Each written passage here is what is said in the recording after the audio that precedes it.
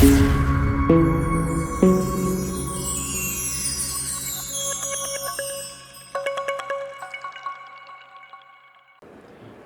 मित्रों, कैसे हैं आप सब। उम्मीद करती हूँ आप सभी अच्छे और स्वस्थ होंगे। मित्रों, सावन का महीना चल रहा है। हर कोई मंदिर भाग रहा है कि शिव जी को जल चढ़ाना है, शिव जी को बेलपत्र चढ़ाने हैं, शिव जी को धतूरा चढ़ाना है। उस होड़ में फूल माला वालों के पास जाते हैं, भैया हमें बेलपत्र दे दो, हमें आप फूल माला दे दो। पर उस समय आप क्या कुछ बातों का ध्यान रखते हैं जब आप शिव जी की पूजा करने जाते हैं?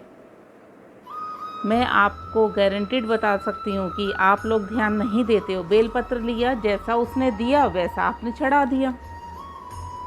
पर कभी भी आपको खंडित बेलपत्र शिव जी पर नहीं चढ़ाने चाहिए। यदि आप ऐसे कुछ काम कर रहे हो जो कि खंडित बेलपत्र है, या आप बेलपत्थर वो टूटा फूटा है, गलत होता है। शिव जी उसका फल नहीं देते हैं, बल्कि वो नाराज़ हो जाते हैं। तो बताने वाली हूँ आपको कुछ ऐसी अचूक बातें जिनको आप ध्यान करेंगे तो शिव जी उसका फल ज़रूर देते हैं, और यदि आप ध्यान नहीं देंगे तो शिव जी नाराज़ हो जाते हैं। मित्रों, वीडियो को अंत तक ज़रूर देखें, और जो लोग चैनल पे नए हैं वे चैनल को सब्सक्राइब ज़रूर कर लें। सावन का पावन महीना चल रहा है। इस महीने में शिव जी भगवान बहुत खुश रहते हैं, बहुत प्रसन्न हो जाते हैं। भोलेनाथ हैं, बहुत जल्दी मान जाते हैं।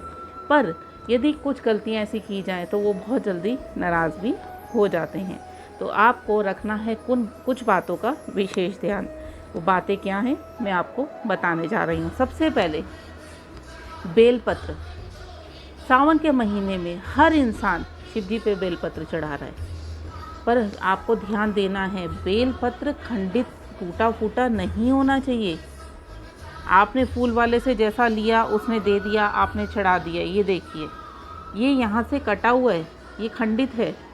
इससे आपको पॉजिटिव रिजल्ट नहीं मिलेगा, शिव जी प्रसन्न नहीं होंगे। ये देखिए, ये यहाँ से टूटा हुआ है, खंडित है, शिव जी प्रसन्न नहीं होंगे इससे। ये देखिए, ये यहाँ से टूटा हुआ है। इन्हीं बातों का तो हमें ध्यान रखना है। तो हमें बेलपत्र लेना है जो बिल्कुल सही हो, कहीं से कटा फटा ना हो, टूटा हुआ ना हो, एकदम सही हो। देखिए, बिल्कुल सही है, 3 पत्तियां हैं, कहीं से कटी हुई नहीं है। तो ये बेलपत्र आपको शिव जी पर चढ़ाना चाहिए। अब बेलपत्र किस तरीके से चढ़ाया जाता है? बेलपत्र फर्स्ट फिंगर, सेकंड फिंगर और थंब, इन 3 उंगलियों से पकड़ के शिवलिंग पर उल्टा चढ़ाया जाता है। यानी कि ये वाला पोर्शन जो है ये ऊपर होता है, ये वाला पोर्शन शिव जी के ऊपर चढ़ाया जाता है। अब आप इसके ऊपर ओम नमः शिवाय भी लिख सकते हैं। ओम नमः शिवाय, ओम नमः शिवाय, ओम नमः शिवाय, या आप ओम भी लिख सकते हैं चंदन से। इस पे लिखिए और शिवलिंग के ऊपर इस तरीके से चढ़ा दीजिए। अब आपने बेलपत्र तो चढ़ा दिया, उसके बाद ये लगता है कि पंचामृत चढ़ा दो, या पंचामृत आप पहले चढ़ा देते हैं उसके बाद बेलपत्र चढ़ा देते हैं। पर बेलपत्र चढ़ाने के बाद हमेशा शिवलिंग पर जल ज़रूर चढ़ाना चाहिए, तभी आपका बेलपत्र चढ़ाने का प्रोसीजर पूरा होता है। मित्रों, मैं ये आपको इतनी डिटेल से इसलिए बता रही हूँ क्योंकि आप बेलपत्र चढ़ाते टाइम कोई गलती ना करें। ये एस्ट्रो फ्रेंड का परिवार है, इसमें कोई भी परेशान नहीं होना चाहिए और कोई भी गलती ना करे, सबको बातों का पता होना चाहिए। तो बेलपत्र चढ़ाते समय अब इन बातों का आपने ध्यान रखना है। दूसरा, दूध कभी भी तांबे के बर्तन में शिव जी पर नहीं चढ़ाया जाता। ज़्यादातर मंदिरों में तांबे का लोटा होता है। आप बाज़ार से थैली खरीदते हैं दूध की, उसको लोटे में डाला और शिवलिंग पर चढ़ा दिया। नहीं, दूध जब तांबे के बर्तन में डल जाता है तो वह जहर बन जाता है। तो यदि आपने शिवलिंग पर दूध चढ़ाना है तो वह स्टील का या चांदी का बर्तन होना चाहिए। इस चीज़ पर ध्यान दें। तांबे के बर्तन में दूध डालकर कभी भी शिवलिंग पर नहीं चढ़ाना चाहिए। तीसरा, शिवलिंग पे कभी भी हल्दी और कुमकुम नहीं चढ़ाया जाता है। हल्दी कुमकुम कभी भी शिव जी पर नहीं चढ़ाना चाहिए, यानी कि शिवलिंग पर नहीं चढ़ाना चाहिए, क्योंकि शिवलिंग शिव जी का वैरागी रूप है। तो आपको हल्दी कुमकुम कभी भी शिवलिंग पे नहीं चढ़ाना चाहिए। यदि आप हल्दी कुमकुम चढ़ाना चाहते हैं तो शिव जी की फ़ोटो या मूर्ति हो उस पे आप लगा सकते हैं, पर शिवलिंग पे कभी भी नहीं लगाना चाहिए। चावल कभी भी टूटा हुआ नहीं होना चाहिए। जब भी आप शिवलिंग पर चावल चढ़ा रहे हैं तो चावल वो साबुत होना चाहिए, पौना आधा या चूरा नहीं होना चाहिए। शिव जी को वो स्वीकार्य नहीं होते हैं। वैसे भी कोई भी आप पूजा कर रहे हैं तो चावल हमेशा साबुत होना चाहिए। अक्षत कहते हैं ना, अक्षत चढ़ाना, तो अक्षत का मतलब है जो चावल क्षतिग्रस्त नहीं होता, यानी कि टूटा फूटा नहीं होता, साबुत, बिल्कुल साबुत हो, वो चावल आपको शिवलिंग पर चढ़ाना चाहिए। शिवलिंग पर कभी भी लाल रंग के पुष्प नहीं चढ़ाने चाहिए। लाल फूल शिवलिंग पर कभी भी नहीं चढ़ाने चाहिए, इस चीज़ का आप ध्यान रखें। यदि आप लाल फूल चढ़ाएंगे तो शिव जी प्रसन्न होने की बजाय नाराज़ हो जाते हैं। शिव जी की पूजा में कभी भी शंख नहीं बजाया जाता है, ना कभी शंख में जल डाल के शिवलिंग पर जल नहीं दिया जाता है। शंख से पूजा हमें विष्णु भगवान की करनी चाहिए। शिव जी की पूजा में हमेशा डमरू बजाया जाता है। यदि आपको लगता है तो आप डमरू बजाइए शिव जी की पूजा में, शिव जी उससे अति प्रसन्न होंगे।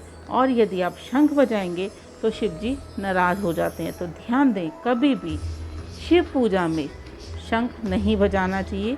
शिव जी को कभी भी शंख में जल डालकर नहीं देना चाहिए। शिवलिंग पर कभी भी तुलसी पत्र नहीं चढ़ाना चाहिए, इस चीज़ का आप ध्यान रखें। शिवलिंग पर शिव जी की पूजा में तुलसी पत्र कभी नहीं चढ़ाना चाहिए। तुलसी पत्र हमेशा गणेश जी और विष्णु जी की पूजा में अनिवार्य होता है, ज़रूर होना चाहिए, पर शिव जी पर कभी भी तुलसी पत्र नहीं चढ़ाना चाहिए, इस चीज़ का आपने ध्यान रखना है। केतकी के फूल भी कभी भी शिवलिंग पर नहीं चढ़ाने चाहिए। शिव जी ने केतकी को श्राप दिया था। कोई भी केतकी का फूल यदि शिवलिंग के ऊपर चढ़ाता है तो शिव जी उसकी पूजा स्वीकार्य नहीं करते हैं। तो केतकी का फूल कभी भी शिवलिंग के ऊपर नहीं चढ़ाना चाहिए। कुंवारी कन्याओं को शिवलिंग को हाथ नहीं लगाना चाहिए, क्योंकि वे शिव जी का वैरागी रूप है। कुंवारी कन्याओं को शिवलिंग को हाथ नहीं लगाना चाहिए। यदि कुंवारी कन्याएं शिवलिंग को हाथ लगाती हैं तो माता पार्वती उनसे रुष्ट हो जाती हैं। आप शिव जी की मूर्ति या शिव जी की तस्वीर हो, उन्हें आप छू सकती हैं। तो मित्रों, ये कुछ चीज़ें ऐसी थी जिनका आपने विशेष तौर पर ध्यान रखना है। आपने पंचामृत जब चढ़ाया तो पंचामृत चढ़ाने से पहले जल ज़रूर चढ़ाएं, पंचामृत चढ़ाने के बाद में जल ज़रूर चढ़ाएं। ज़्यादातर क्या होता है, आप घर से पंचामृत लेकर गए, वैसे ही शिव जी पर चढ़ाया और शिव परिवार पर चढ़ाया और उसके बाद फूल माला चढ़ाई, हाथ जोड़े और घर पर आ गए। नहीं, आपको सबसे पहले जल चढ़ाना है। आप भी तो स्नान करते हैं तो सबसे पहले पानी डालते हैं ना, फिर सोप लगाते हैं, फिर पानी डालते हैं।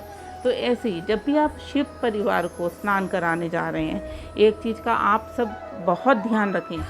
शिव परिवार में आप शिव जी की पूजा करने जा रहे हैं, आप गणेश जी की पूजा करने जा रहे हैं, आप कार्तिकेय जी की पूजा करने जा रहे हैं, आप माँ पार्वती की पूजा करने जा रहे हैं। तो ऐसा नहीं है आप जिनकी पूजा करने गए सिर्फ उनकी पूजा करी और आ गए।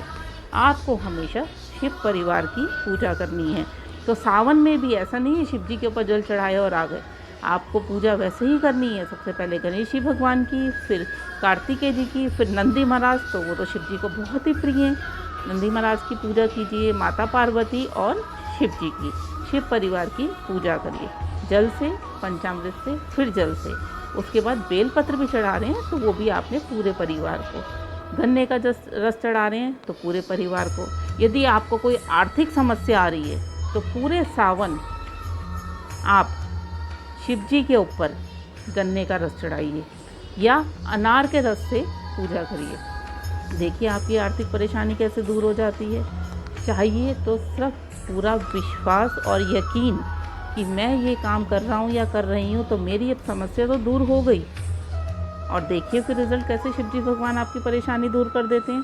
करके देखिए इन चीज़ों को। और जो मैंने आपको बताया है, जिन बातों को बताया है कि आप ध्यान रखें, उन बातों को ज़रूर ध्यान में रखें कि ये काम आपने नहीं करने हैं, तभी शिव जी आपकी पूजा स्वीकार करेंगे। तो मित्रों, यह थी जानकारी कि सावन के महीने में आपको किन बातों का विशेष तौर पर ध्यान रखना चाहिए, क्योंकि कुछ बातें ऐसी होती हैं हमें नहीं पता होती है और हम उस काम को कर रहे होते हैं। तो इसलिए इन बातों का ध्यान रखिए और सावन के महीने में करिए शिव जी की पूजा और उनका भरपूर आशीर्वाद पाइए। वीडियो अच्छा लगे तो लाइक ज़रूर करिएगा, ज़्यादा से ज़्यादा वीडियो को शेयर करिएगा। ये वीडियो तो शेयर करना बहुत ज़रूरी है, क्योंकि ये बातें मुझे लगता है कि लोगों को नहीं पता है। तो जितना आप शेयर करेंगे उतना लोगों को पता चलेगा कि वो क्या गलतियां कर रहे हैं और उनको क्या चीज़ नहीं करनी चाहिए। यदि आप किसी विषय पर कोई जानकारी चाहते हैं तो कमेंट बॉक्स में लिखकर पूछ सकते हैं। मेरा नंबर भी डिस्क्रिप्शन बॉक्स में दिया गया है। मित्रों, आप मुझे फेसबुक और इंस्टाग्राम पे फॉलो कर सकते हैं। मेरे फेसबुक और इंस्टाग्राम लिंक भी डिस्क्रिप्शन बॉक्स में दिया हुआ है। मेरे दोनों चैनल एस्ट्रो फ्रेंड अंशु और वंशन बेस्टीज को सब्सक्राइब ज़रूर कर लें।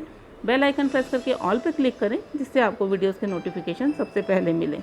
जय माता दी, आपका दिन शुभ हो।